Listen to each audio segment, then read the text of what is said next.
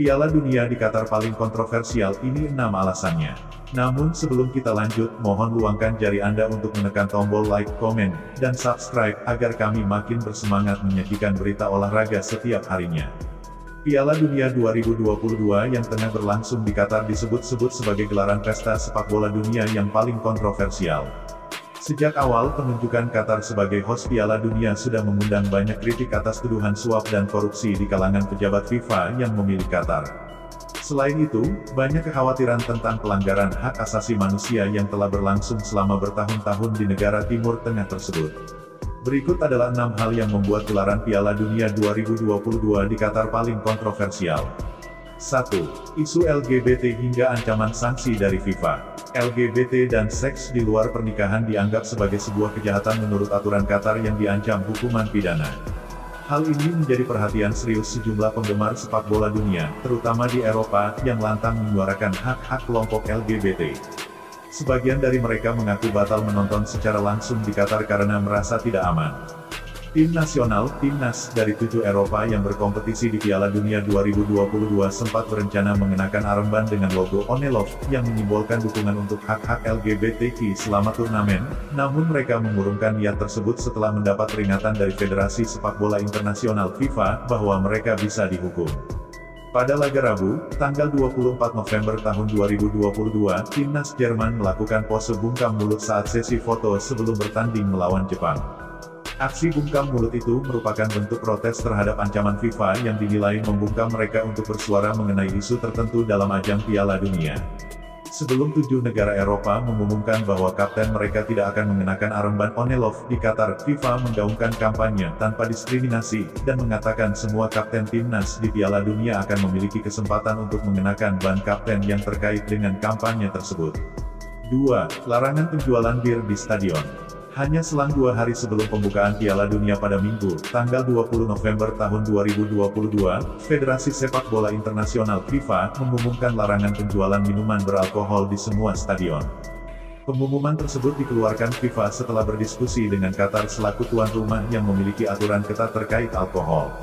Sebelumnya, Budweiser, salah satu sponsor utama Piala Dunia, memiliki hak eksklusif untuk melakukan penjualan produk birnya, AB InBev, di sekitar stadion, yaitu pada 3 jam sebelum dan 1 jam setelah setiap pertandingan. Namun, kebijakan tersebut akhirnya direvisi setelah adanya negosiasi panjang antara Presiden FIFA, Gianni Infantino, Budweiser, dan Eksekutif Komite Tertinggi Qatar. Meskipun demikian, Budweiser akan tetap diizinkan menjual bir beralkohol di zona FIFA FAN Fest di pusat kota Doha. Penjualan juga bisa dilakukan di tempat hiburan yang sudah ditentukan. Larangan penjualan alkohol di stadion mendapat banyak protes dari penggemar sepak bola yang datang langsung ke Qatar. Penggemar asal Ekuador bahkan ramai-ramai berseru, "Kami ingin bir," saat menonton laga timnas kesayangan mereka melawan tim tuan rumah Qatar. 3. Isu penonton bayaran. Qatar juga diisukan membayar penggemar sepak bola untuk memosting hal positif tentang Piala Dunia 2022. Dilansir dari DW, salah satu surat kabar Jerman, mereka mengklaim bahwa negara dengan ibu kota negara Doha tersebut membayar biaya perjalanan para penggemar internasional terpilih. Selain itu, penyiar salah satu media Belanda, NOS, juga mengatakan hal serupa. NOS menyebutkan bahwa para penggemar tersebut mendapatkan imbalan berupa penerbangan dan hotel atas postingan positif di media sosial. Berdasarkan penelusuran cek fakta DW, isu Qatar membiayai penerbangan, hotel, dan perjalanan tak terduga para penggemar sepak bola internasional terpilih adalah benar. Supreme Komite SC, yang bertanggung jawab atas penyelenggaraan Piala Dunia 2022 telah mengonfirmasi hal tersebut kepada DW. 4. Dugaan pemalsuan jumlah penonton. Sepi penonton pada pertandingan perdana grup A Piala Dunia antara Qatar dan Ekuador di Stadion Al Bayt di Al Khor, Qatar, Minggu, tanggal 20 November tahun 2022. Banyak tuduhan bahwa FIFA dan Qatar memalsukan jumlah penonton di stadion. Dilansir dari media Inggris Mirror, pada laga perdana Piala Dunia 2022, yaitu Qatar vs Ekuador di Stadion Al Bayt, disebutkan stadion memiliki kapasitas 60.000 orang, tetapi FIFA menyebutkan bahwa angka resmi jumlah penonton yang hadir adalah 67.372. Padahal, terlihat banyak bagian kursi kosong di stadion. Tak lama kemudian, angka kapasitas stadion diperbarui menjadi 68.895 penonton. Perubahan tersebut juga terjadi di Stadion Internasional Khalifa. Disebutkan, stadion itu memiliki kapasitas 40.000 penonton.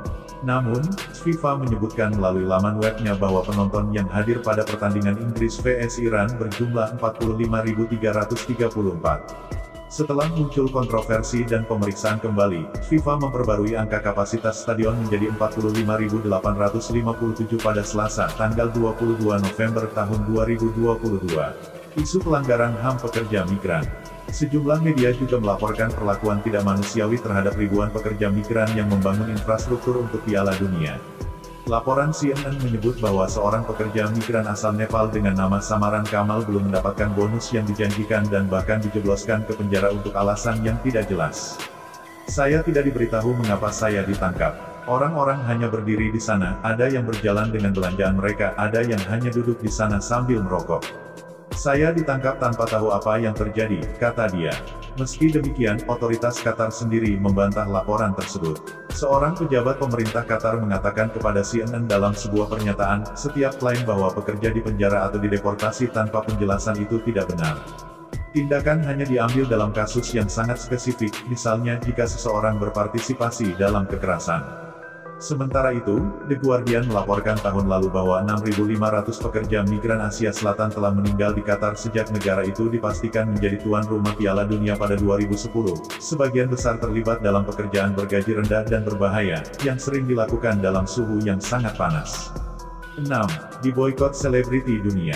Karena sejumlah kontroversi yang menyelimuti gelaran Piala Dunia kali ini, selebriti dunia seperti Shakira hingga Dua Lipa dilaporkan melakukan boikot secara diam-diam.